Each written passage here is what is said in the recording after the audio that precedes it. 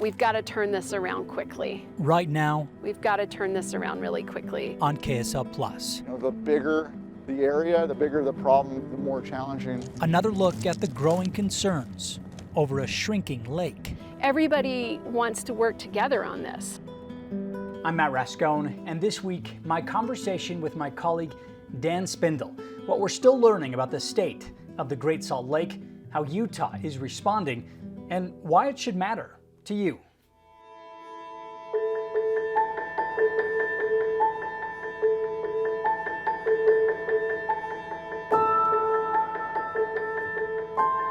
And I know this isn't as exciting as some of your other shoots where you're actually at the Great Salt Lake, but I'm pretty excited to be sitting here at my desk. This is okay. It's such a massive, well-known, staple of the Intermountain West, the Great Salt Lake, where especially with Utahns who've lived here forever, they've lived here for generations, they know what they know or what they think they know about the lake. And, oftentimes it's one of those environmental or climate-based kind of discussions where people shrug their shoulders and they go, well, what am I supposed to do in my daily life? I'm there, I'm working and I'm raising my family. And then there's the Great Salt Lake. And what do I do with this issue, if there are issues? And it's just the water is full of dead brine fly larvae and pupa. Just death everywhere. It's terrible. Bonnie Baxter talks a lot about death these days. This microbial is probably hundreds of years old, and it's just dead. She has reason to be pessimistic about the prospect of a healthy, thriving Great Salt Lake. We are at the tipping point for this ecosystem. So we're trying to tell stories that are pretty varied in scope. From public spaces and parks to your backyard, Kentucky bluegrass and fescue provide a green hue for much of the Intermountain West, but Utahns may have to start losing the lawns soon. The rubber really hits the road in changing our landscapes, the way we landscape. And trying to tell stories that pique people's interest, but also don't weigh people down under the expectation that there's something that you must be doing now, and if not, all is lost and it's all over and we're all going to die. So that's kind of what we've been trying to do. And so with the variety of stories, it's funny, I'm a newcomer to Utah the last few years. My mom grew up here, so I kind of asked her starting off, what do you think of the Great Salt Lake? Oh, I don't know. She said, we went swimming out there a few times as kids in the 60s and that's it, and we knew it was a stinky place. And honestly, that's the take of a lot of people. Their relationship to the lake is either a negative one or it's non-existent. For me, as a transplant to Utah, it was non-existent. Something that I learned in covering these stories over the last 8+ months is that the relationship with the lake and Utahns has changed greatly over the last few decades and over the last century and a half. But when our most recent ancestors rolled into the territory in July of 1847, there was no question they were a lot like us. They'd rather be at the beach than building a settlement. Brigham Young, Orson Pratt, Wilford Woodruff all came out here for the first documented recreational swim in Great Salt Lake. So I guess the main focus would have been, okay, how do we boil this down? We have these issues with, we're in a mega drought, there's climate change going on, there's diversion of water, we don't have enough water, we're in a desert to begin with, and the average person who's mowing their lawn and watering their flowers and the tomato plants, they go, okay, so what should I do? The traditional style of landscaping, where we use mostly turf grass, can no longer be done in order for us to provide a sustainable water supply. That is a thing of the past. Bart Forsyth with the Jordan Valley Water Conservation District doesn't mince words over what it'll take to make the Salt Lake Valley sustainable. How can we tell different varied stories from different sources and different experts to help folks, one, connect with the lake, and two, figure out if there are solutions moving forward? Right. Well, and as you're talking to these people over the last, you mentioned 7-8 months, why should the average person care about what's happening there? Well, and that's a good question. Honestly, it is, because I'm an average person. I kind of try and put myself in these situations. You're a dad raising your kids. You've got school concerns. You've got so many issues that are on your plate. the Great Salt Lake seems like this giant, even if there are major issues that you can agree with and understand, you say, well, what can we do about it? So we started the very first story that I did. We went down to Emery County. What it is, it's a solution to a problem.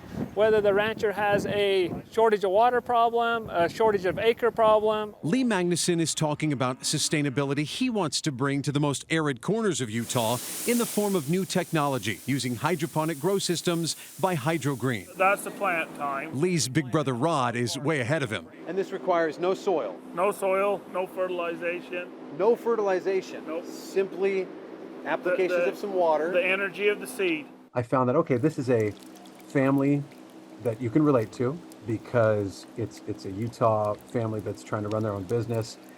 You know, not everybody has acreage in Utah. Not everybody grows wheat and you know, alfalfa and that kind of thing. But their idea was, here's the typical what you do in ranching and farming. Here's where we're trying to shift in order to conserve. That's all. Grain. This red wheat went from this yesterday to this just 5 days later, and it's almost ready to go. This will become feed for livestock within hours. And then this is all palatable, the roots, everything, they eat it all. Rod tells me this beautiful green growth can supplement some of the nutritional needs of his 1,200 head of cattle. Some of the other ones that we did, again, to answer the question of why should people care, the farming thing is one thing. And people might say, well, that doesn't relate to me because, you know, I have nothing to do with that. I'm an urban-centered person. So I went with Dr. Kevin Perry, who's the head of the Atmospheric Sciences Department at the U.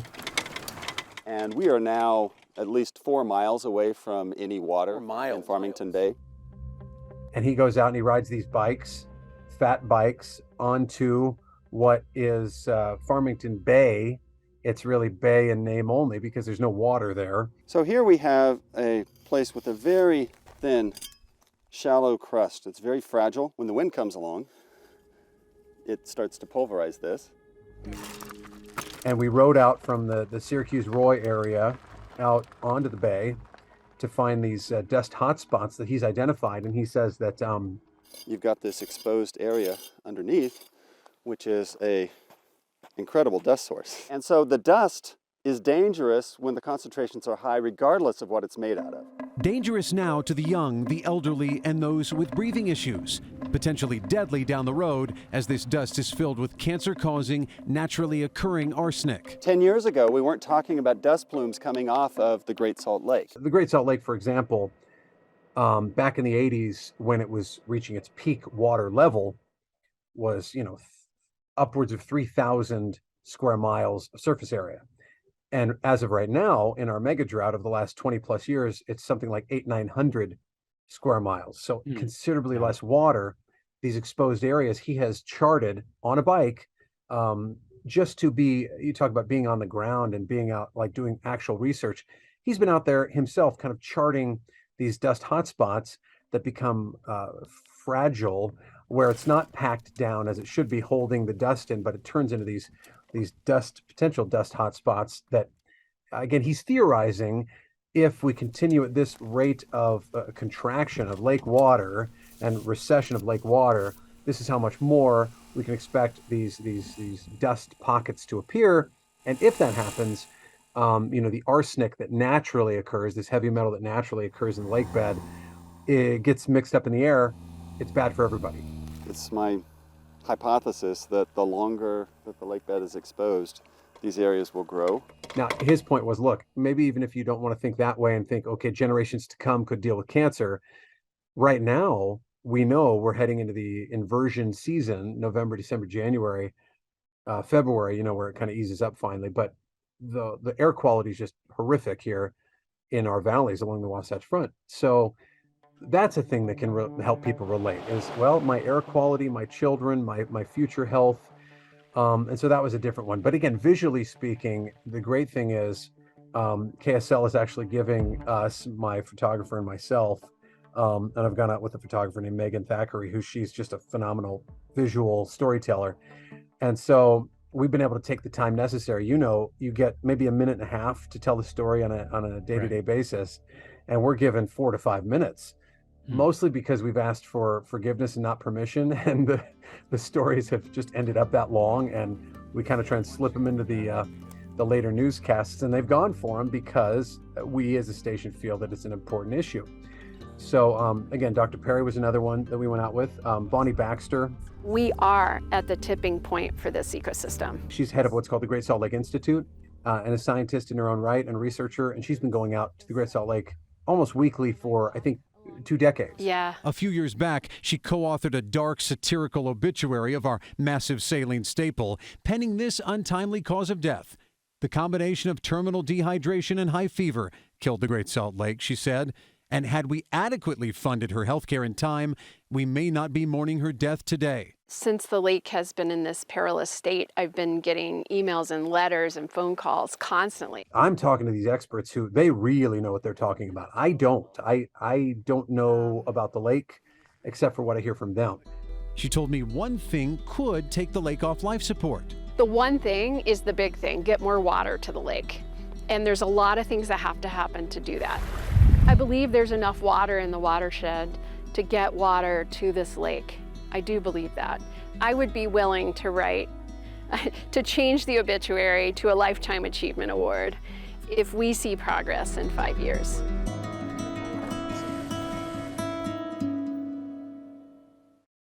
So we're trying to gather all this information from as many of these sources, these experts, as possible in climatology and meteorology and geology and get some stuff out.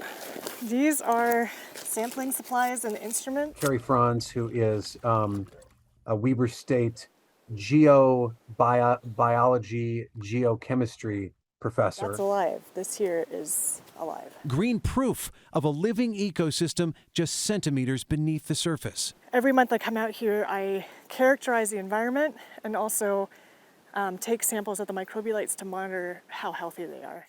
When we went out there, we were walking along the shore that is now receded so far out that she's walking out to these spots as opposed to swimming. And she was swimming this year. You know, it's not as if this was a 5 years ago issue. It's that the water's receding so quickly. It's getting the attention of these folks who have been out there year after year after year. Just how salty can it get? And for how long before life on the Great Salt Lake is choked out of existence? The ocean, for context, is about 3.5% salinity. The Great Salt Lake would thrive between about 5 and 15%.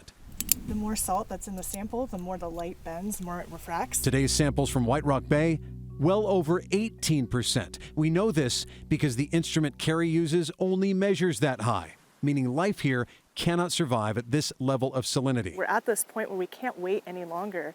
We can't let the lake continue dropping without seeing some really severe consequences.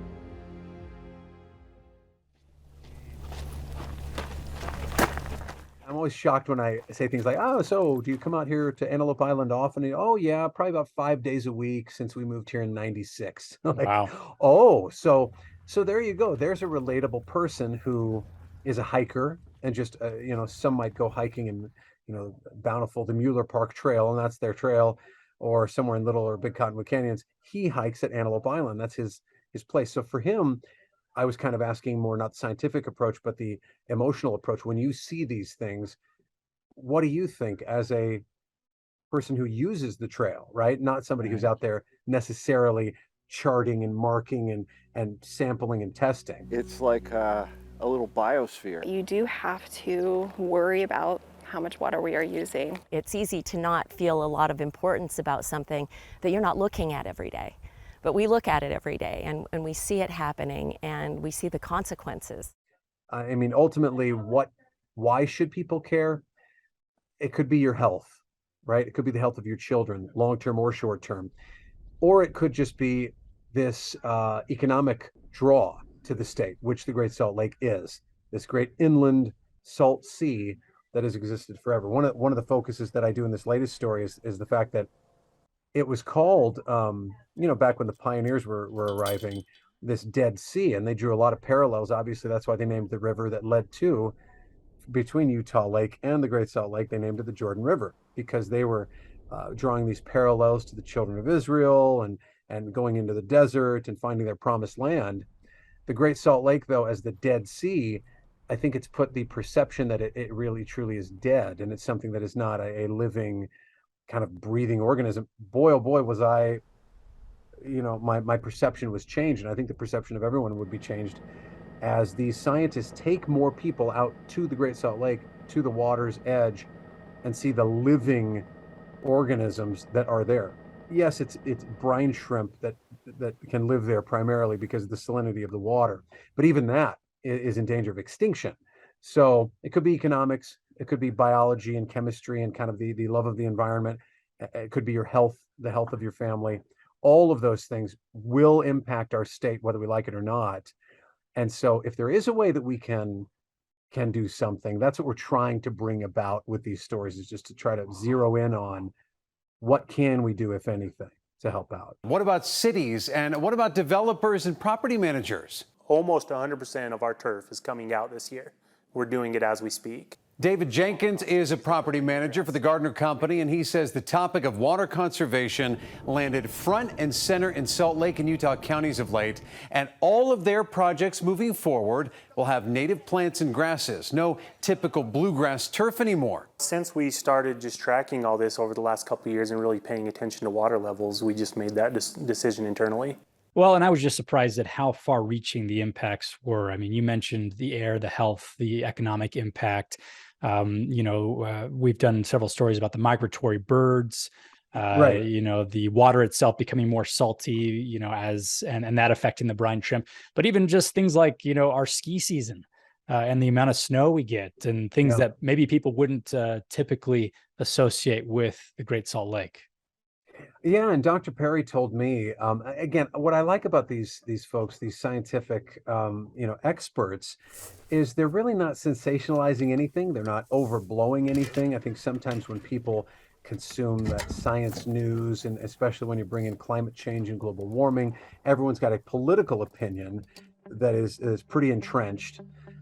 They are bringing to us these very real world examples and just very fact based. There's no politics in it. As far as the lake effect snow, I was expecting him to say something like, "Oh, we will have no snow." Well, he said actually it accounts for 8 to 10% perhaps of an increase to the snow. And I thought, okay, that's a big deal. It's not the be all and end all, but it's a big deal. He also said he believes that the mega drought and climate change are two separate issues. The mega drought that we're in, the main problem with that is that we're at year 22, 23 of a mega drought. That if you look through history of the basin, the Great Basin here in the western United States, mega droughts have lasted anywhere from, on average, 30 to 70 years. So the 70 is the extreme, it's not the norm. So we could be wrapping this mega drought up, hopefully, or not. I mean, we could be another 10 years, 20 years into a mega drought, which would spell extinction for the ecosystem of the Great Salt Lake as we know it. So, but again, the snowpack is a real issue. He believes, though, climatologically, he said, actually, this is a surprising, shocking factor, because we consider the mega drought and we go, oh, and we are so dry, which we are. But he said, you look at the precipitation amounts from the last 150 years, and we have not fluctuated hardly at all, is what he said. And he believes that the rain will return in the coming decades. We will, in northern Utah, not southern Utah. He said southern Utah will be pretty devastated by climate change with heat rising and less water. However, he said northern Utah is kind of on that cusp where we actually will have about the same amount of precipitation. We'll just have more rain than snow. So really what it will boil down to, if we don't have the lake either to give us as much snow as we can possibly get for that snowpack, we're going to have to change the way we think about water retention and diversion and storing the water. The reservoir system's been phenomenal since, again, those settlers came in the 1800s and were able to live in the desert, right? But you got a lot of places that are growing to our south in Phoenix, Las Vegas, California, the demands on the water system, that's a different, northern Utah versus southern Utah. Those are different areas. Colorado River system is one, obviously for the southern part of the state, and in the northern part of the state, we rely on, again, the snowpack. But it's all kind of the same idea of conservation and having a mindset of conservation. Even if, let's say we have a great year. Right now is a perfect example outside. It's going to snow today. Great, heavy, wet snow, bringing a lot of water. And yet, even if we have a great year, next year it could be worse than the previous 3 years, right? So we need to have a conservation mindset. This all used to be grass. Our Public Works Department ripped it out and uses the examples of what we offer in our rebate programs. Rachel Van Cleve works for the city of South Jordan, which is trying to set an example for homeowners and developers, offering incentives through rebates and free, more desert-friendly options to swap out their currently thirsty landscaping. When they rip out turf and they put in elements like curbing, concrete, rock, that type of stuff.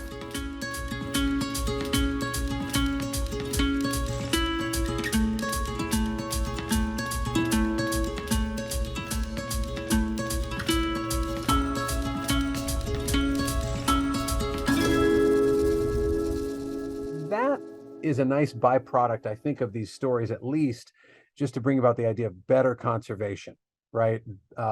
Less Kentucky bluegrass out there to soak up all of the water, fewer diversions.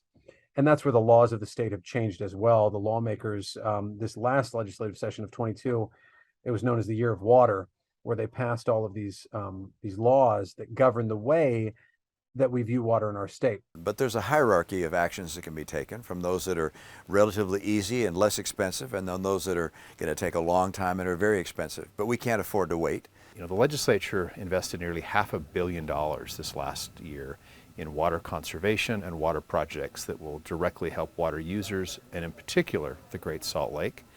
But we're just getting started.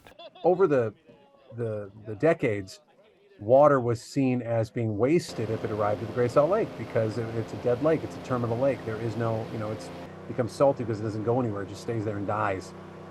And so if you lost that valuable water to the Great Salt Lake, it was seen as a waste. And also it was a use it or lose it mentality where, just like kind of the federal budget in different departments, if you don't use your money, you get less money the next year. Right. If you didn't use all your water as a farmer and a rancher, you would lose that for the next year. So they would just use their water to do various things that weren't efficient. So they're prioritizing efficiency on the state level now and trying to work toward a better understanding of the limited water supply that we have, and yet allowing it to, biologically, environmentally, help the lake as well.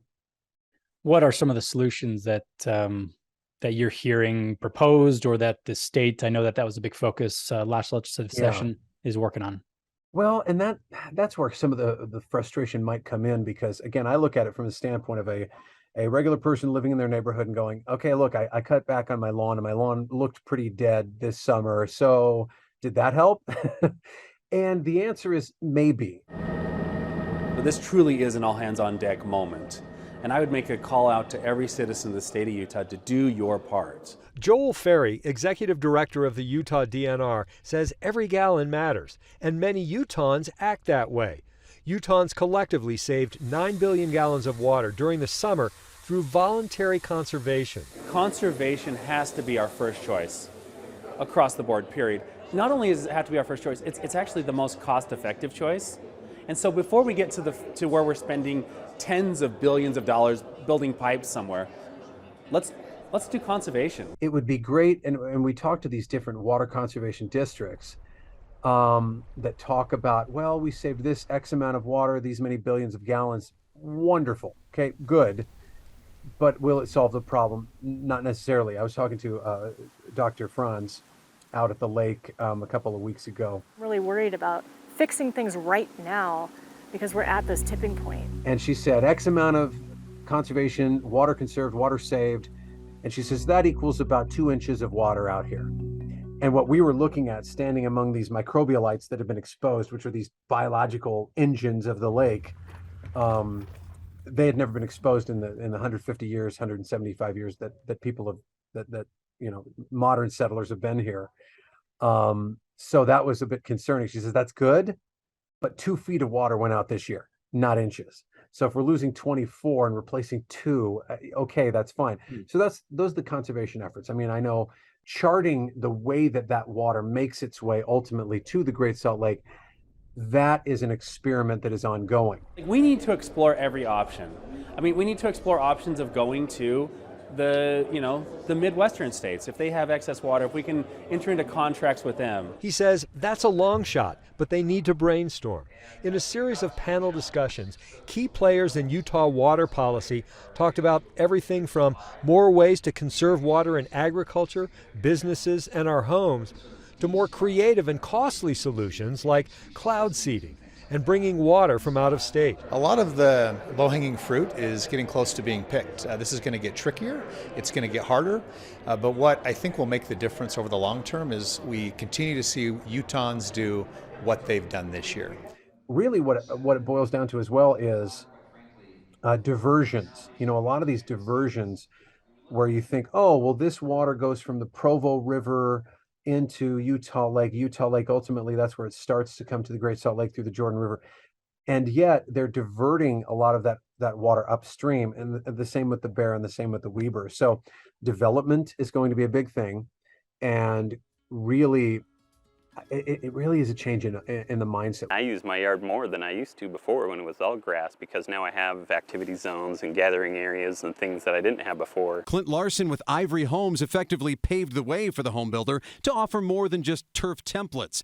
He told me they save 56,000 gallons of water per home now using native plants, which will add up to more than 100 million gallons saved since 2020 by the end of this year. And going green with efficiency doesn't mean ditching the grass altogether, just scaling back to the bare essentials for any outdoor space. People understand why we're doing it. They want to help, and so they don't push back as much. They don't complain as much. We compare a valley that's full of turf grass versus a valley that's done water-wise landscaping. Naturally, more water is going to be freed up for the lake.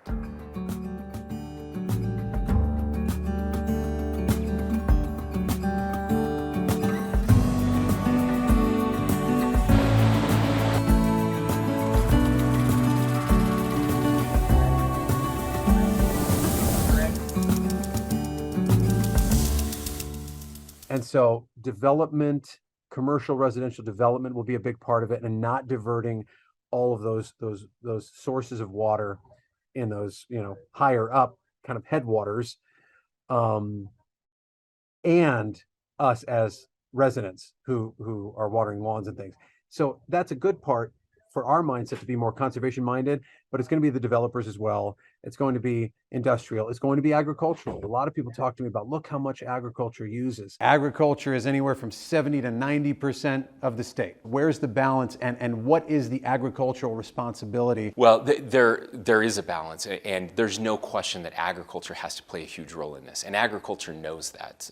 We work with those associations all the time. We do farming. I'm a farmer myself. We know how important that is. And when we're in a drought situation, nobody loses more water than agriculture. We had a 75% reduction last year. So agriculture is always the first to cut. I would also add that agriculture is the great preserver when it comes to land. What's happening so often is we're losing our farmland in record numbers, and we're converting that to houses for people. And when they do that, those water shares then go to that development where they can now use that water for people. So look, we've been losing farmland and not improving our water situation. So the farmers out there are a little dubious of that charge. You also have to understand the way water flows in this state, and every drainage is very different.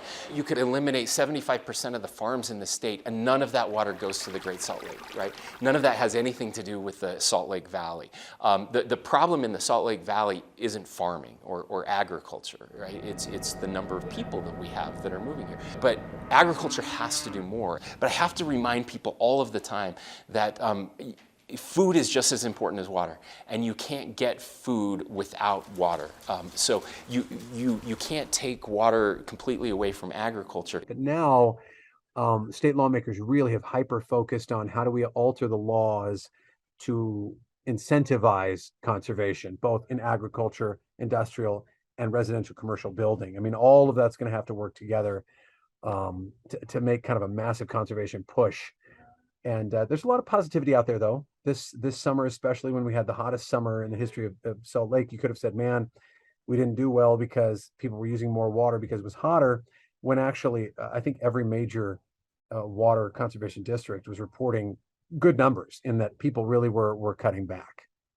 The way we're covering this and working with people we would typically think of as competitors on this collaborative, and Sure, yeah. giving ourselves, a lot more time, 2-3 times more than we usually have for a typical story in our newscast, and then dedicating someone to it. We don't usually have beat reporters, at our TV station.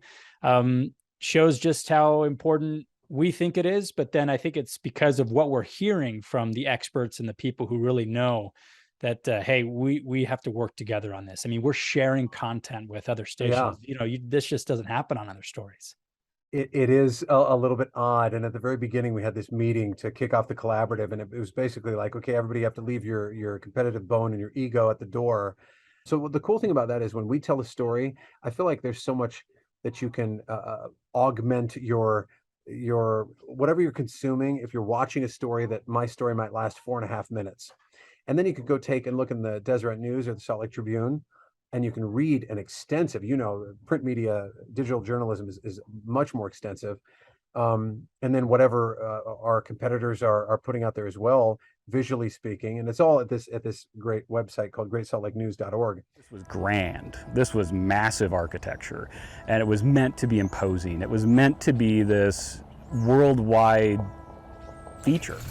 A couple of stories I didn't mention are the stories about the Great Salt Air that we did that are more just historical in nature. And I had somebody make a nasty comment like, why are you even slow news day, I guess? Why are you covering this story about something that doesn't even exist anymore?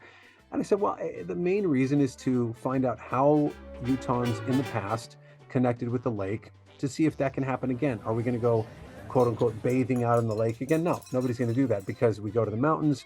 There's an interstate highway system. People drive, people fly with ease. So it's not like 1896 where you go out to the big boardwalk there. And those piles that are way out there, that was Salt Air 1, where if you were swimming, it was a deck you could lay out on and rest. We're not going to do that. But the relationship they had with the lake was a very tangible one. And so can we have that tangible relationship with the lake again to save the lake? The piles that were driven in 1892, just before construction. Chris Merritt, who's a great a state historian, and he says if you love something, you will take care of it and preserve it and save it. So if we can connect to our history regarding the lake, which is still a tangible thing, we will lean towards saving it, whatever that means, and we'll learn together how we save it. So it's been a very cool collaborative effort, yes, to see everybody joining together, and it gives you an idea of just how important it is, how critical it is. The words that are often attached to this story is disastrous, unprecedented, historic, catastrophic levels. Yeah, and so that it gives you a sense of just how seriously people are taking it. How much longer does this last? How much longer are you staying on this? What's the timeline look like? What are you hearing from people? There's a different answer to those different questions. The collaborative itself, it's almost like starting up some sort of like if you start up a gyroscope or a top or something, if it doesn't have any resistance, it just keeps spinning and going forever. That's this effort for the Great Salt Lake Collaborative. The hope at the very beginning was, let's start off this collaborative effort, and then once we get through that initial year, get it picked up in perpetuity. I mean, just forever. Like whether every single news organization belongs to this collaborative forever, that's up to them. But the collaborative itself, making itself an own independent nonprofit, where you're raising money for this effort to tell stories and have researchers do what they do. That's kind of, I think, the ultimate idea is, where can it go from here? And it's part of this organization that does, again, what we call solutions-based journalism, to kind of jumpstart or ignite an issue around a specific area. And one of the reasons they wanted to focus on the Great Salt Lake is because it's such a massive, right? It's the largest inland body of water in the West, and it's it affects millions of people, literally millions of people. So yeah, it could go forever. I was seriously considering a future name change for Salt Lake City to Dust Lake City, because that was the future that we were going to be facing. That dire designation isn't how Kevin feels now, with more than a dozen laws and state statutes put in place just this session to address the water crisis. And it's not just about the dust, it's the fragile ecosystem. It's millions of migratory birds that stop and feed here in northern Utah.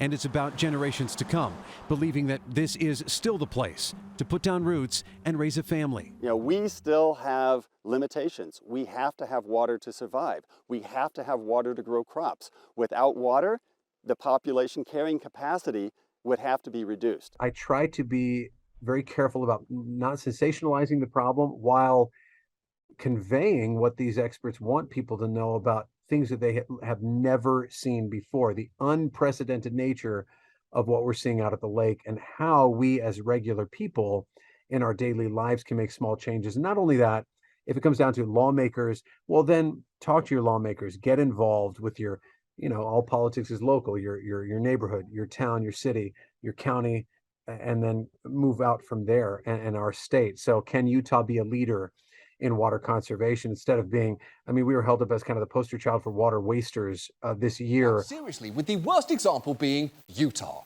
home of both the... Is it a fair designation to say, Utah, what's going on with you guys? You guys just waste water out there. Well, I don't think it's a fair designation, but I think it is a fair criticism that we haven't been as effective as we should have been in the past when it comes to conserving water. It's a paradigm shift for everyone that lives here, and we are seeing that happen in real time.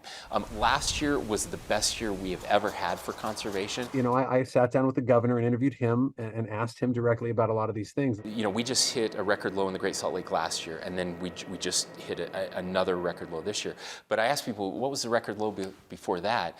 And it was 1963. Most people have no idea that in 1963 it was almost as low as it is right now. So it just, I think it helps us put into a little bit of a perspective what we're dealing with and how important that is that we save this lake. But also that as climate patterns change, and right now we're in a dry climate pattern, that could shift over time. We don't know. We're hopeful, but we have to do everything possible to save that lake right now. It really boils down to, can we lead on this issue, and can regular people feel like they're making a difference because it's something that actually is making a difference, not just feel that way and go, you know, oh, I feel like I'm making a difference with water levels, but actually have a change in mindset so that we're all working together to preserve this beautiful state that we all love so much. If you ask, will the dust really impact me? It will impact everybody from Tremonton to Brigham City to Ogden, all the way down to Salt Lake City and Provo. Eventually the rains will return, but the question is, will this ecosystem still be alive when those rains return? And we have the power to make choices to put more water into the lake now when it's needed the most.